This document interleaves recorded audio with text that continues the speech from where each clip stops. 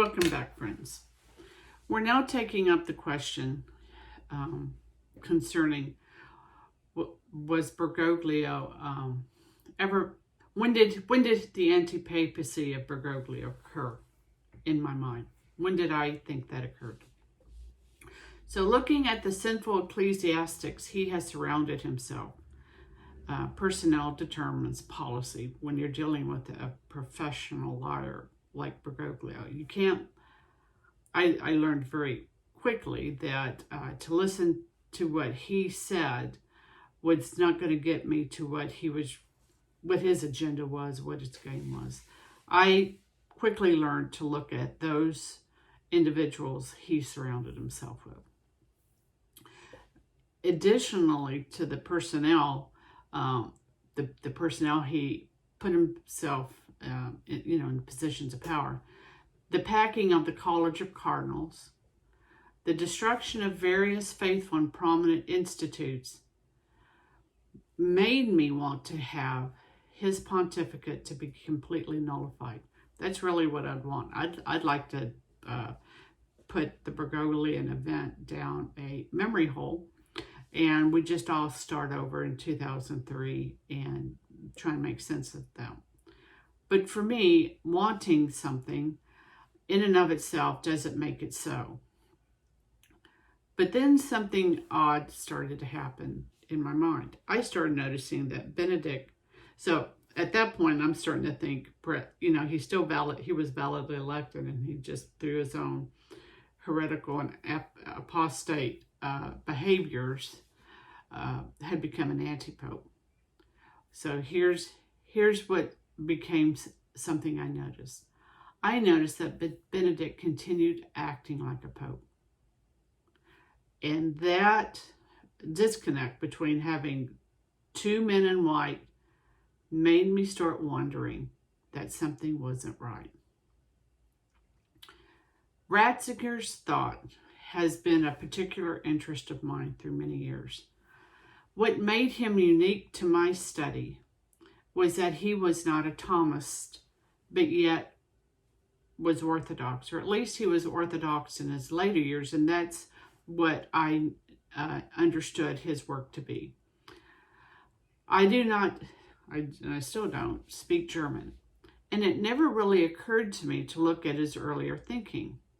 He parted ways with Rahner, his mentor, and that was good enough for me. We all make mistakes in our youth, we move on, and that was my thinking. However, Ratzinger's lack of use of Thomas Aquinas, which I noticed as I read with him, and his preference for German theologians.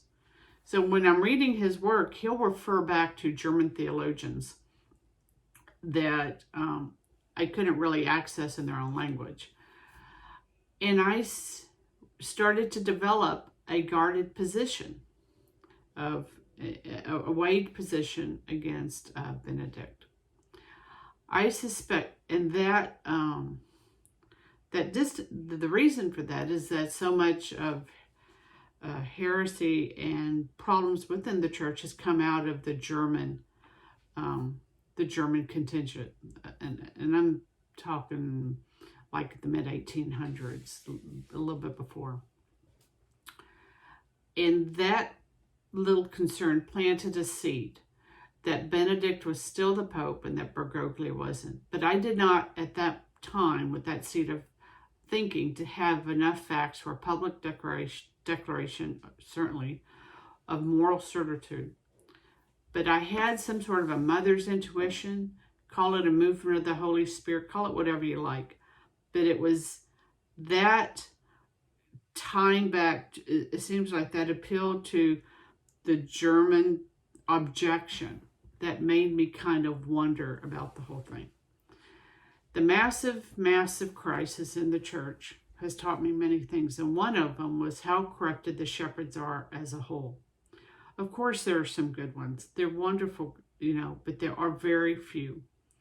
As a body, they deserve censure. I could very well believe that they had pulled a fast one with Bergoglio's election.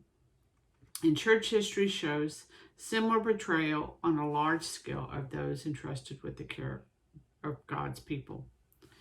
Infiltration by Taylor Marshall gave me the legal standing to reject Bergoglio, even though Marshall does not come to the same decision, at least at the time of the publication of that book.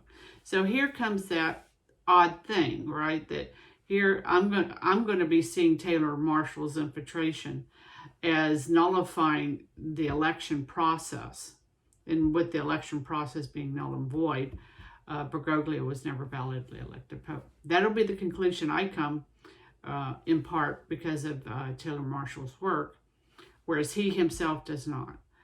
And that's okay. That's an okay thing. Canon law